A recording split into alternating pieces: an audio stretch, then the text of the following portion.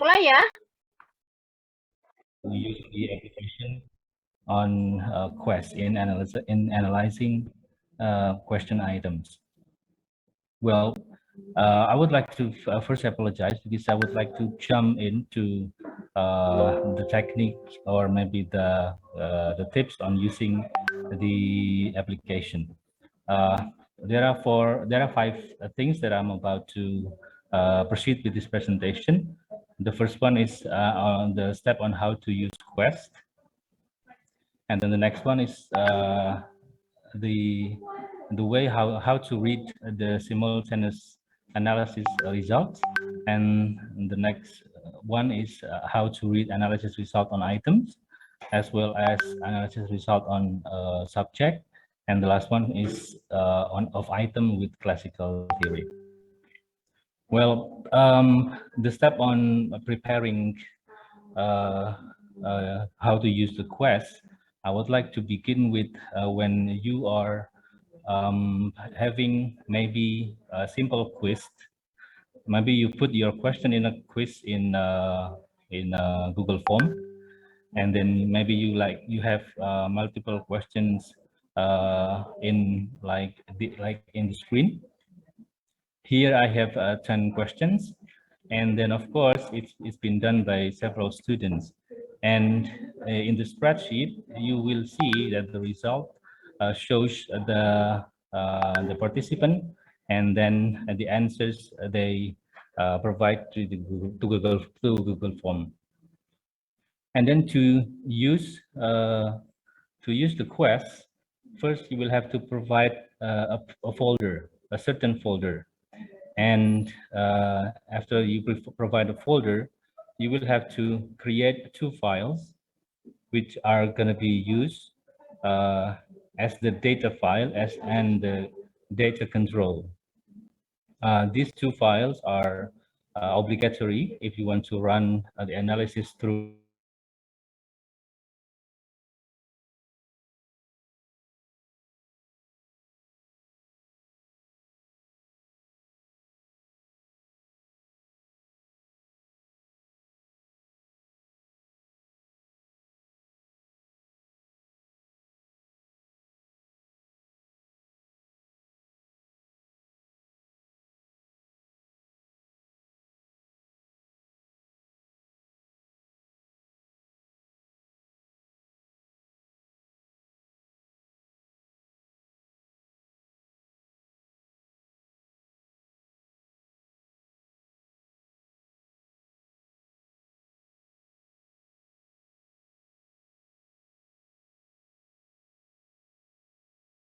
Quest, meaning the data file, the content of the data file. Are you familiar with Notepad, everybody? No. No, you're not familiar with Notepad? Yeah. Okay, so let me show you. I know, but never use it. Okay, I think this is really simple, like just making notes in your computer. So let me show you how to create the data file. Okay, but let me first explain this then. Okay, in the format in the Notepad, you will put in this way. So the digit in red one represent the participants. So actually here I use 3 digits, but you can use as many digits as possible. You can also have identity of the participant here after the digits, and then the letters which are in blue color. This is the response or the answers from the participants. So here I have 10 questions. So each participant responded 10 times. Okay, so this is the format that you are going to put in the Notepad. So this is the Notepad application. If you are not familiar, so this is the Notepad. So this one is the number of the participant, and the rest that is the response or the items or the answer choices. Okay, and then can you see my Notepad, everybody? Yes, Mas. Yes. Okay, okay. Yes, Mas. And then after that, you will have to provide data control for you to run the analysis through Quest. Well, this data control you will have to also put in the notepad. So the format is like this one, but actually the title here that I use is TPA, but I adopted this from the sources that I got. So actually the title here depends on you. You can just create a title as you like. But the format title is here, you must write exactly like this, the title and then name of the file. And then provide this one, data underscore file, and then the name of the file plus the extension txt. And then the codes here represent the multiple choices that you're going to use. If you have A, B, C, D, E, then don't forget to have E here. And then after that, the format ID. In my data, the format ID is from digit 1 up to 3, or column 1 to up to 3. So I put here format ID is 1 to 3, and then the items is from digit 4 or column 4 to the rest. And then after that, don't forget to have the answer key here. Don't type here key and space, and then the answer key from the quiz or from the question that you created. And then the next one, the rest is just the standard format that is required by the quest. So here, it's not really, I mean, in this part, you can just follow what it is. But here, the part where the TPA is the same name like I provide in the title of the file, in the name of the file. And then don't forget, at the end of this script, in the end of this file, you provide quit at the end of this part. So here it is, the data control that I created to run the analysis. So it is really simple, actually. The notepad is also really simple.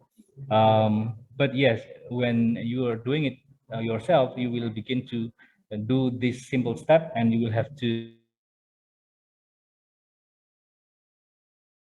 the analysis on your own. And then continue. I hope everybody here has already downloaded the application. So this is the interface of the application when you are able to open it in the computer. So this thing is really standard, it's really basic. Nothing really complicated like the one Bugema provided in Anbuso. I think this is really simple. When you open, this screen will come up, the black screen, and then the part where you have to put or you part. Okay, so you see here, this is the part when you begin running the application. So to run the application, you will have to type on the bottom of this explanation. It is exactly like on the screen. First, you type submit, and then space, and then the names of the file with the extension. But don't forget, make sure that the data file and the data control, as well as the application, has been put in the same folder. So after you put this, and then you click enter, then in mere second, maybe less than a second, the analysis has been done, and you will get the 4 files that you got from the analysis. So this is the result of the analysis. We have 4. So let me, oh my God. Okay, so the files are provided in the following. Oh my God, sorry. So I will have to show this in the folder. So the result of the analysis comes in these 4 files: tpa.ca.out, tpa.it.out, and then tpa.sh.out, and tpa.tn.out. This tpa comes from the name of the file that I created earlier. So you can actually have your own freely. And then let me continue to the next one. So after you run and you earn the 4 files from the analysis, you will have to now begin understanding on how to read the result of the analysis. I will first begin with the file tpa.sh.out. Okay, so let me show you first the file. Okay, can you see my screen, everybody? Can you see the notepad? Yep. Yes, Mas. Yes, okay. Okay, so this is the result of the analysis. It's like magic, really quick, and the application is really simple actually. And from the first file, you get like 4 or 5 information, main information. I will begin explaining one by one. But to be honest, this is also something really new for me. So I was trying so hard to, I mean, to understand this as well. So I'm now trying to explain this to you. Okay, so from the first result, we can see now that, wait a minute. Okay, the first one is the number of participants. So here you can see that the number of participants that took part in the quiz is 244. So you can see that the number of the participants there. And then here you can see the data file, like the one I showed you earlier, as well as the ID and the items or the answer choices. And then after that, you can see here the probability level. So probability level, let me see, let me find the explanation on that. Yes, so allow me to express that in Bahasa. Probability level 0,50 menunjukkan bahwa peluang benar atau salah sebesar 0,5. Nilai tersebut didasarkan pada metode kemungkinan maksimum atau likelihood maksimum. Ini adalah maksud dari probability level 0,50. Kemudian juga, and then we can see here as well, no case delayed or anchors. Ini juga menunjukkan tidak ada item yang dihapus atau dari analisis tadi. Kemudian, and then we have score 1 here. It means that peserta tes menjawab sesuai dengan kunci akan mendapatkan skor 1.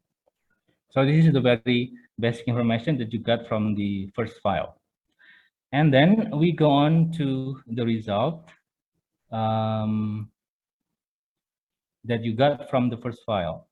Still here, you can see the most important thing are here. And there is the reliability of estimate, which is 0.94. Okay, wait a minute. Let me highlight here. So this is the reliability of estimates. So reliability of item estimate menunjukkan bahwa reliabilitas tes atau butir soal bernilai 0,96, dan ini berarti bahwa semakin tinggi nilainya maka semakin banyak item yang fit atau cocok dengan model yang diujikan. So this also a mark to find out whether your test item is fit or not. When it is 0.94, it is considered fit and it is a high number. And then the next one, you can see here infit mean square. This also one of the indicators to show whether your test result is good or bad. And the indicator is based on the Rush model. So to find out whether the mean and the standard deviation. To calculate that, you will have to see here that, wait a minute. Untuk menghitungnya, itu dengan dua pertama adalah mengurangkan mean dengan standard deviation, kemudian di jarak diukur dengan menambahkan mean dengan standar deviasi. So here we have the first number is 0.89 up to 1.1 and 1.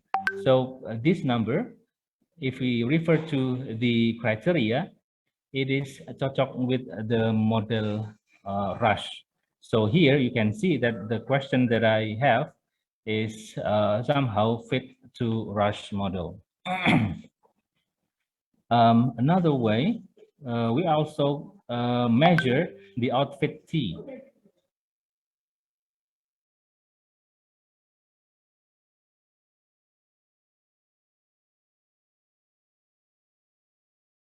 So in outfit T, we also calculate the same method. You reduce mean by the standard deviation, and then you measure by adding mean and the standard deviation. You can see here that the result is minus 1.94 up to 0.42. You can see there that it is cocok, we can say that, according to these values of outfit T. So this is the second part that you can understand from the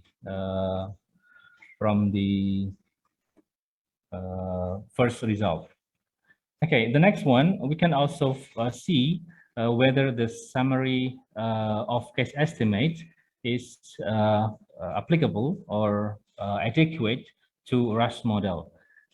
You can also see here that the reliability of estimate is 0.57.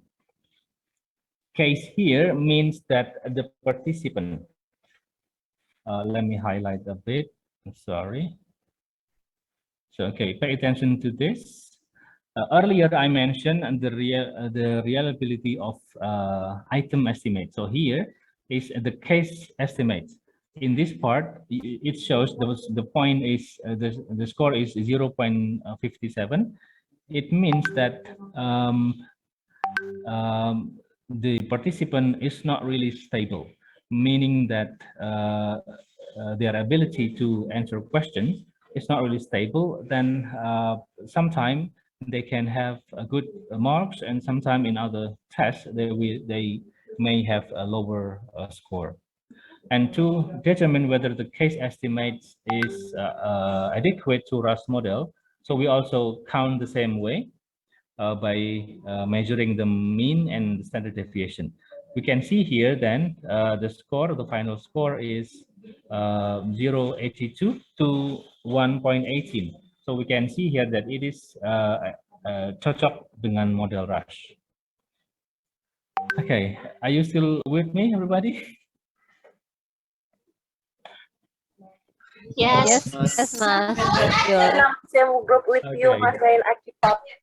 Okay. So let's begin with something interesting then. I think this is really boring but important, but I don't know how. Okay, let's go to the one that may be more easily understandable.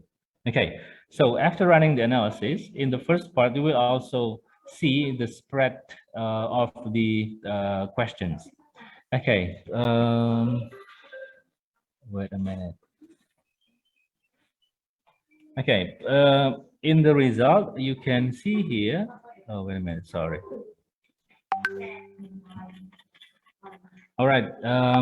In this file, you can see the item estimate thresholds. So again, this one is the number of the participant. And then down here is the logit scale. Logit scale of measuring the spread of the level of difficulty of the questions. Okay, and this one is the axis to differ whether on the left side is the if is the participant or the answer choices, or we can say the case, and on the right is the question number. I have uh, 10 questions, so you can see here that the number on the top are the most difficult questions, and the number on the bottom is the easiest questions.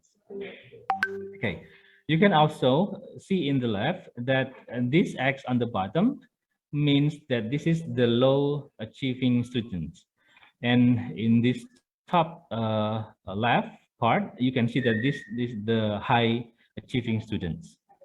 You can see here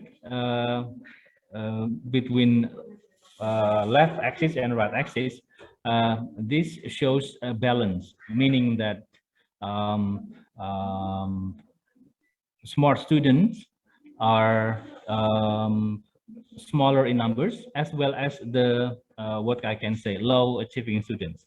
This is one good criteria of question where it shows that the brightest and the lowest students are smallest in number, but the medium student or siswa dengan kemampuan sedang, the population is quite many and they centered in the middle.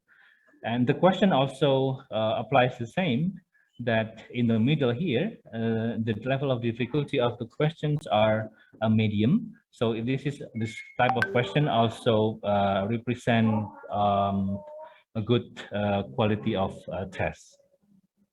Let's see how it differs with the one. Let's compare the one with this on the right. Wait a minute. Sorry. Okay. I hope it's clear for you. Okay, let's compare with this. In can you see? Is it visible for you? Or Yes. should I make it bigger? Okay.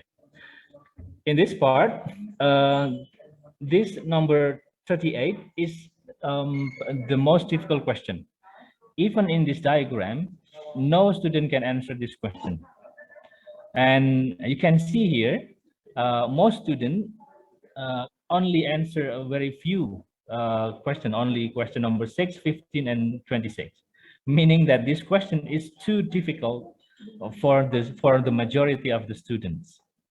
So from this case, when you see the result and you find things like this, then your question need to be lowered in the part of the level of difficulty, because most of your students cannot answer this. Even even here, like question number 38, 34, 11, 20, 39, 40, no one can answer this question. Only here, a few students that can answer the questions. Okay, so this is the analysis result of the spread of the first result. And then after that, after you see the spread of the level of difficulty, you will also have to make sure that the item of the question are in the limit of the range of the value of infit mean square. Like I told you earlier that the values that adequate to model of Rush is between 0.77 up to 1.33. So this dot here, so the item here, so they are still in the range that applicable to the rush model here. So sometime when you find the dot is outside the range, then those item is considered not adequate or not suitable. This is the so this is from the first file. Let's go to the second file. The second file is tpa it.out. Let me open it for you. Okay. The second result shows you the item of the or the question from question number 1 up to question number 10. So in the first column, you can see this is the number. And then after that, on the right, you can see score and then maximum score. And then you can see threshold. And then you can here find the mean square as well as the t. Okay. So here's the explanation. Okay. In this part, 160 in this part is the correct answers. The number of students who answer correctly for item number 1, and then 244 is the total of the respondent or the total of the testees, the test taker. And then after that, you can see is the threshold values. So the threshold values is the